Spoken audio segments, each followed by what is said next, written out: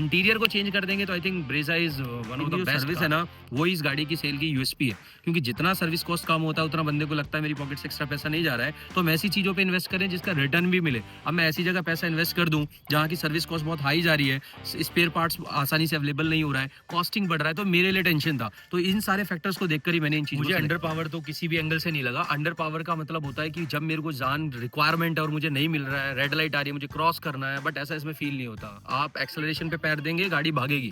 मतलब इसमें जो ताकत है ना 1500 सीसी, दैट इज स्ट्रॉन्ग। मतलब हम कह सकते हैं कि हमें पावर की कोई कमी नहीं है। अंडर तो बिल्कुल नहीं। जब नई चीज ले रहे हो तो 250 रुपए क्या ही देखोगे, मुझे कंफर्ट दिख रहा था, उनकी क्वालिटी मैं अभी भी बता रहा हूँ, मार्केट में वो चीज सस्ती मिलेगी, बट जो क्वालिटी जेन्युइन पार्ट्स होते हैं वो आपको, मेरे को लग रहा है कंपनी फिटेड ही करना चाहिए, दैट इज गुड। सो भाई स्वागत है आप सभी का मेरी एक और नई वीडियो में। आज हमारे सामने खड़ी है मारुति की ब्रेजा। तो भाई इंजन की कुछ इसकी बात कर लेते हैं तो 1500 सीसी का पेट्रोल इंजन इसके अंदर आता है।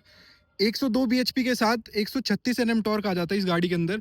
और भाई ये वाली मोस्ट सेलिंग कार आप कह सकते हो ब्रेजा। सीएनजी के अंदर ये ज़्यादातर बिकती है। वैसे तो इंडिया में मारुति के ऊपर लोगों को ट्रस्ट इतना है कि वो मारुति के अलावा किसी और गाड़ी के ऊपर जाते नहीं है। तो भाई आज इस गाड़ी के हमारे साथ ओनर भी हैं, तो एक बार ओनर से भी बात कर लेते हैं। सो सर कैसे हो आप? हाय, बहुत बढ़िया। सो सर पहले एक बार थोड़ा सा ना आपका इंट्रोडक्शन हो जाए।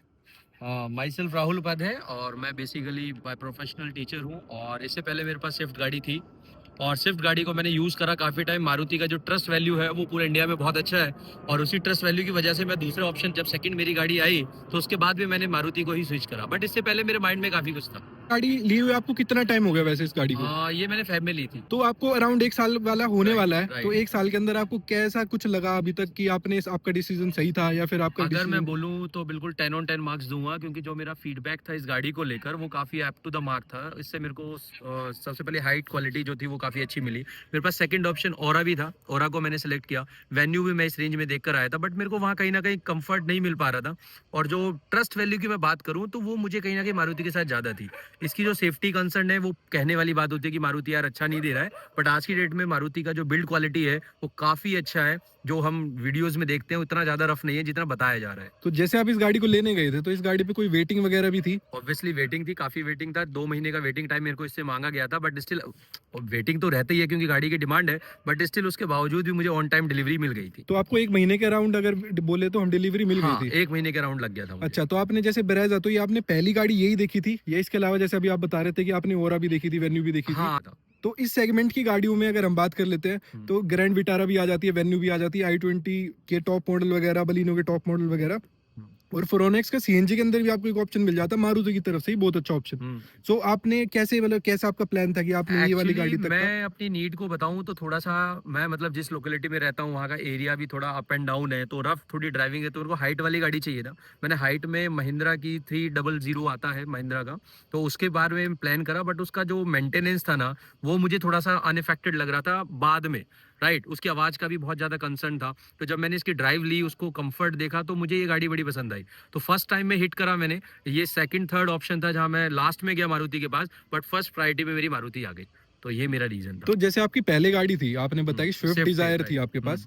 तो भाई जो डिजायर थी तो उसको रीसेल वैल्यू अगर हम बात कर ले, या कितने साल आपने वो गाड़ी रखी थी? करीबन मेरे पास 10 साल वो गाड़ी थी। तो उससे भी कोई शिकायत नहीं थी आपको? नहीं, बहुत टू द मार्क गाड़ी चली है और वन हैंड गाड़ी थी, तो मेंटेनेंस भी बहुत लो था और इवन मेरी रीसेल वैल्यू भी मार्केट में काफी अच्छी बिकी थी। तो आपने वो गाड़ी सुजुकी वालों को ही दी थी एक्सचेंज में या फिर? हाँ, मैंने मारुति वालों को, सुजुकी वालों को दिया था, उन्होंने फिर वैल्यूएशन मेरा लगाया था। तो क्या कुछ वैल्यूएशन अगर हम उस समय मेरे पास जो वैल्यूएशन दिया था उन्होंने 3.5 का दिया था और मार्केट में मुझे करीबन 2.5 के मिल रहा था, तो 1+ मेरे को वहाँ एडवांटेज मिला और फिर गाड़ी में कुछ डिस्काउंट भी मिला जो अदर कंपनीज में जाता तो वो एडवांटेज मुझे नहीं मिलता। तो इस वजह से मैंने उसको स्विच कर इसकी तरफ ट्रैवल कर। तो ये गाड़ी जैसे पेट्रोल में है अभी, तो इसका ना सीएनजी का ऑप्शन है ना, वो सबसे ज्यादा बिकता है आजकल मार्केट के अंदर, क्योंकि आप जितनी भी 10 अगर ब्रेजा देखोगे ना तो उसमें से 8 सीएनजी की आपको मिलेंगी ही मिलेंगी। पेट्रोल के चार्जेस इतने महंगे हो रखे हैं ना आजकल, तो भाई लोग है ना सीएनजी के ऊपर ज्यादा जाते हैं या फिर जिसकी ज्यादा रनिंग होती है तो वो डीजल ले लेता है। तो आपका पेट्रोल का डिसीजन कैसे बना? मेरा एक्चुअली पेट्रोल के डीजल डिसीजन के पीछे 2 रीजन थे। पहला रीजन ये था कि मुझे कंफर्ट चाहिए था, मतलब जो कहते हैं ना एनर्जी, थोड़ा दम, वो गाड़ी के अंदर मुझे पेट्रोल में नजर आ रहा था। सेकंड ऑप्शन, मेरी रनिंग बहुत लिमिटेड है, मतलब अगर मैं दिन की देखूं 50 किलोमीटर की भी मेरी रनिंग नहीं है, तो मैं इतना ज्यादा पैसा स्पेंड कर पेट्रोल के अलावा मैं चाहूँ सीएनजी इतनी कॉस्टिंग बढ़ाकर मैं साल भर पूरे 5 साल चलाऊंगा तो भी तेल नहीं फूकूंगा। तो ये एक मेरे माइंड में उस समय चल रहा था कि मैं सीएनजी में जा सकता था, बट स्टिल मेरे को बेनिफिट उसमें नजर नहीं आया, रनिंग कम होने की वजह से। तो अभी आपको जैसे 1 साल हो गया इस गाड़ी को चलाते हुए, तो हम एवरेज की कुछ बात कर लें, क्योंकि इसके अंदर है ना 1500 सीसी का काफी बड़ा एक इंजन बड़ा आ इंजन, जाता है, राइट।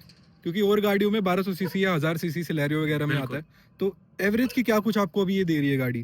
एवरेज की अगर मैं बात करूं तो मुझे दे देती है जितना, मतलब 16 तक का एवरेज दे रहा है, और वो मेरे लिए सफिशिएंट है। मतलब मैं 16 अगर निकाल पा रहा हूं तो इसका मतलब काफी अच्छा है। तो कंपनी तो ड्राइविंग ज्यादा क्लेम पैटर्न के करती ऊपर वो ज्यादा डिपेंड रहता है। है ऑब्वियसली। तो आपका ड्राइविंग पैटर्न कैसा है कि आप सिर्फ ट्रैफिक में चलाते हो या थोड़ी रश चलाते हो गाड़ी को? नहीं, मतलब डिपेंड करता है। अगर आप ट्रैफिक में हैं तो ऑब्वियसली कहाँ ही चला पाओगे, बट वैसा हाईवे की रनिंग अगर मैं बताऊं तो स्मूथ होती है। सिटी की रनिंग मेरी ज्यादा है, सिटी की रनिंग वजह होने के कारण वो मेंटेनेंस थोड़ा कम है। कंपनी तो 20 प्लस क्लेम करती है, but still I am receiving 16, that is good and fine. So इसके अलावा किसी और टेरेन पे भी आपने चलाई है, जैसे कई पहाड़ों पे आप लेके गए हो हाँ, या मैं राजस्थान कहीं? उत्तराखंड भी गया था, राजस्थान भी गया था, तो वहाँ मैंने यूज़ करा इसको। तो उसका जो पिकअप है और जो उसका एक्सेलरेशन है, that is a amazing part. और इवन जब आप बैठेंगे ना इस गाड़ी के अंदर तो आपको फील होगा कि आप गाड़ी में मतलब एक हाइट के ऊपर बैठे। आप मतलब इस प्राइस में अच्छी आपको वेटेज देती है। इसी के साथ भाई चलो एक बार गाड़ी के अंदर चल लेते हैं और अंदर से एक बार बात कर लेते हैं कि क्या कुछ होने वाला है। आप इधर से चलो, मैं इधर से आता हूँ। सो सिटिंग के अगर हम बात करें कि आप जैसे स्विफ्ट थे, आपने ब्रेजा पे मूव किया, सो सिटिंग में कुछ आपको डिफरेंस मिला, कुछ मेजर डिफरेंस मिला? मेजर डिफरेंस हाइट का है, वो थोड़ी डाउन थी। अगर मैं इसकी बात करूं तो ये काफी हाइट पर है, तो हाइट होने के कारण मेरा जो विजन है आगे का वो बड़ा क्लियर हो जाता है। और विजन क्लैरिटी से कंफर्ट जोन बढ़ जाता है। हाइट अच्छी है, कंट्रोलिंग बहुत अच्छी है, क्रू इसका सारी चीजें कंट्रोल काफी इफेक्टिव है, उससे ज्यादा बेटर है।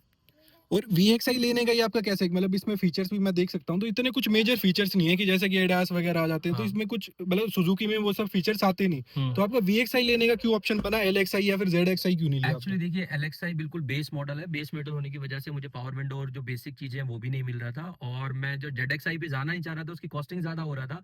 अगर मैं अपनी रिक्वायरमेंट बोलूं तो मेरी रिक्वायरमेंट बेसिक है, मतलब मैं 1 रुपए खर्च नहीं करना चाहता हूँ। अपार्ट फ्रॉम जो भी मेरे को कंपनी देगा वो मैं इंस्टॉल कर लूंगा। और मुझे लगता है वीएक्सआई के अंदर वो सारी फैसिलिटी मिल रहा है कि आप अगर सीट ये भी ना कवर भी ना चढ़ाएं और गाड़ी को चलाएंगे तो आपको सारी फैसिलिटी मिल रहा है। तो वैल्यू फॉर मनी अगर मैं गाड़ी की बात करूंगा ना, तो वैल्यू फॉर मनी ये कार मेरे लिए है। और मैं मतलब सलाह भी दूंगा कि इस तरीके के ऑप्शंस को हमें सेलेक्ट करना चाहिए। और इसके अलावा ये जैसे सीट कवर वगैरह, तो ये क्या हम्म, कंपनी फिटेड? ये कंपनी फिटेड है। इसका एसेसरीज का पार्ट था ये? राइट। तो कितना कुछ आपने एसेसरीज, मतलब ये कितने पैसे दिए अराउंड सुजुकी अराउंड को? मेरे को 42 के अराउंड पड़ा था, जिसमें उन्होंने काफी चीजें मुझे दी थी। अब मैं आपको लिस्ट बताऊंगा तो सारे बेनिफिट्स मेरे को दिए थे 42 के अंदर, सारा फाइनल करके दिया था। तो वो कंपलसरी वगैरह कुछ नहीं, कंपनी कोई ने बोला था? कंपलसरी नहीं है, कुछ कंपल्सन नहीं है। उन्होंने केवल ऑप्शन दिया था, अगर आप चाहें तो मार्केट से कम प्राइस में भी लगा सकते हैं। बट कहते हैं ना यार, जब नई चीज ले रहे हो तो 2-50 रुपए क्या ही देखोगे। मुझे कंफर्ट दिख रहा था, उनकी क्वालिटी मैं अभी भी बता रहा हूँ, मार्केट में वो चीज सस्ती मिलेगी, बट जो क्वालिटी जेन्युइन पार्ट्स होते हैं वो आपको, मेरे को लग रहा है कंपनी फिटेड ही करना चाहिए, दैट इज गुड। सो जैसे आप इस गाड़ी को ट्रैवल करते हो डेली, ठीक है, आपके साथ पैसेंजर वगैरह भी जाते होंगे या फैमिली भी जाती होगी, यस, तो यस। 5 लोग या फिर 4 लोग की आप कितना को रिकमेंड कर सकते हो अगर किसी आई को थिंक 500 किलोमीटर जाना है तो? मेरे हिसाब से 5-6 बंदा बड़ा कंफर्ट, 3 पीछे 2 आगे 5 तो बड़े प्यार से। बट सीट काफी अच्छी है और हम स्पेस कर सकते हैं उसको, अगर खोल दें तो काफी लंबी सीट्स बन जाती है, तो मुझे लगता है कि वो काफी कंफर्टेबल रहता है। और 6 बंदे जा सकते हैं बहुत इजीली ट्रैवल। तो एक बार बाहर चलते हैं और एक बार इसकी ट्रंक पे देख लेते हैं कि कितना कुछ स्पेस हमें मिल जाएगी ट्रंक में। जैसे पीछे से इसका डिजाइन भी काफी अच्छा है, ये LED वगैरह का जो ये नया डिजाइन आया है, तो ये भी थोड़ा सा आपको अट्रैक्शन देता है। वो थोड़ी SUV टाइप की गाड़ी पीछे से भी और आगे से भी लगती है। तो एक बार बूट ट्रंक ओपन कर लेते हैं इसका। सो जैसे ट्रंक हम देख पा रहे हैं, 328 लीटर का इसके अंदर है ना बूट स्पेस है पीछे ब्रेजा के अंदर। तो आपको ये कितना सफिशिएंट लगता है? ये बहुत सफिशिएंट है। मैं इसमें बड़े लगेज 2 डाल सकता हूँ, बच्चे के बैग डाल सकता हूँ। इवन ट्रैवलिंग अगर मुझे करनी है, कंफर्ट ज्यादा लेना है, तो इस सीट को मैं कवर भी कर सकता हूँ। तो मतलब एक इफेक्टिव सोर्स है, मतलब काफी स्पेस है। मतलब 2 बड़े लगेज बैग आ जाते हैं बड़े प्यार से। तो तो इतना 5 लोगों का लगेज इसके अंदर बहुत प्यार से आ बहुत सकता प्यार से आ है। जाता तो मैं मेरा यही क्वेश्चन था कि अगर 5 लोग इसके अंदर ट्रैवल कर रहे है, हैं कंफर्ट तो रहेगा। बिल्कुल कंफर्ट रहेगा। राइट। ये तो बात हो गई इसके इंटीरियर की और कितना हम इसके अंदर लगेज वगैरह रख सकते हैं, वो सारी चीजें। अब बात कर लेते हैं इसकी पावर की। तो पेट्रोल इंजन जो भी NA है, इसके अंदर टर्बो भी नहीं आता, तो आपको कितना अंडर पावर या फिर कितना पावरफुल आपको ये लगा? मुझे अंडर पावर तो किसी भी एंगल से नहीं लगा। अंडर पावर का मतलब होता है कि जब मेरे को जान रिक्वायरमेंट है और मुझे नहीं मिल रहा है, रेड लाइट आ रही है, मुझे क्रॉस करना है, बट ऐसा इसमें फील नहीं होता। आप एक्सेलरेशन पे पैर देंगे, गाड़ी भागेगी। मतलब इसमें जो ताकत है ना 1500 सीसी, दैट इज स्ट्रॉन्ग।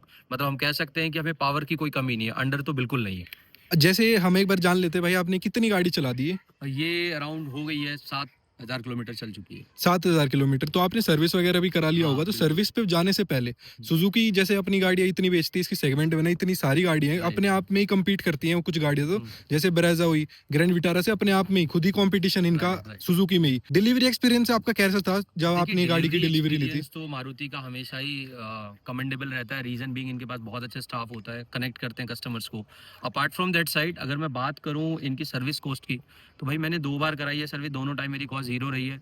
आगे मैं जो अब थर्ड सर्विस कराऊँगा उसमें थोड़ा-सा चार्ज हो सकता है, बट वो बड़ा नॉमिनल रहने वाला है, क्योंकि इनकी जो सर्विस है ना, वो इस गाड़ी की सेल की यूएसपी है। क्योंकि जितना सर्विस कॉस्ट कम होता है, उतना बंदे को लगता है मेरी पॉकेट से एक्स्ट्रा पैसा नहीं जा रहा है, तो हम ऐसी चीज़ों पे इन्वेस्ट करें जिसका रिटर्न भी मिले। अब मैं ऐसी जगह पैसा इन्वेस्ट कर दूँ, जहाँ की सर्विस कॉस्ट बहुत हाई जा रही है, स्पेयर पार्ट्स आसानी से अवेलेबल नहीं हो रहा है, कॉस्टिंग बढ़ रहा है, तो मेरे लिए टेंशन था। तो इन सारे फैक्टर्स को देखकर ही मैंने इन चीज़ को सेलेक्ट किया था। सो ये भी एक चीज़ है, लोग मारुति की तरफ जाते हैं क्योंकि इसके जो पार्ट्स हैं वो भी इजीली ईज़िली अवेलेबल है और हुँ, उसका प्राइस भी नॉमिनल है, राइट। बिल्कुल अफोर्डेबल प्राइसेस में। हुँ, इसके मतलब अगर गाड़ी में कुछ होता है तो चेंजेस हो जाते हैं easily, easily, easily. And service भी इतनी कुछ इसकी महंगी नहीं होती। हुँ, बात कर लेते हैं सर्विस की, तो 1000 किलोमीटर वाली जो सर्विस है उसमें तो कुछ चेंजेस नहीं, उसने किया ज़ीरो, नहीं होगा, वो ज़ीरो, फ्री ज़ीरो, होती है। ज़ीरो।